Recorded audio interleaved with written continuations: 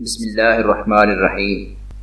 جیسے جیسے موسم تبدیل ہو رہا ہے، سردیاں قریب آتی جا رہی ہیں اور پھل کھانے کے شوقین افراد اس موسم میں بہت سے مزیدار پھلوں کا انتظار کر رہے ہوتے ہیں۔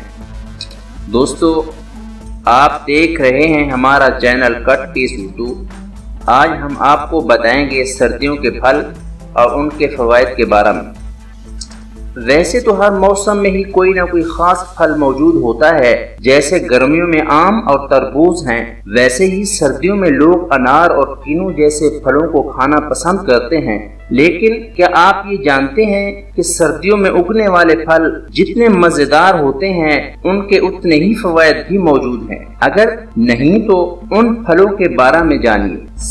سیب کھانا کس کو پسند نہیں؟ یہ سرخ، پیلے اور سبز تینوں ہی رنگوں میں موجود نہایت مزیدار پھل ہے۔ روزانہ صبح ایک سیب کھائیں، اس سے شوگر کا خطرہ کم ہو جاتا ہے۔ انگور، چھوٹے چھوٹے موتیوں جیسے انگور کسی بھی وقت مل جائیں، کھائے بغیر نہیں رہا جاتا۔ انگور میں پوٹیشیم کی مقدار بہت زیادہ ہے، اس سے جلد کے بہت سے مرض سے محفوظ رہا جا سکتا ہے۔ اس کے علاوہ انگور بہتر بینائی کے لیے اچھا پھل مانا جاتا ہے۔ کیوی، اس مزیدار پھل میں وٹامن سی کی مقدار بہت زیادہ ہے، اس لیے اگر آپ کو رات میں سونے میں پریشانی ہے تو اس پھل کو کھانا شروع کر دیں۔ اس کے علاوہ کیوی کا استعمال وزن کو کنٹرول رکھتا ہے اور جلد کو تازہ رکھتا ہے۔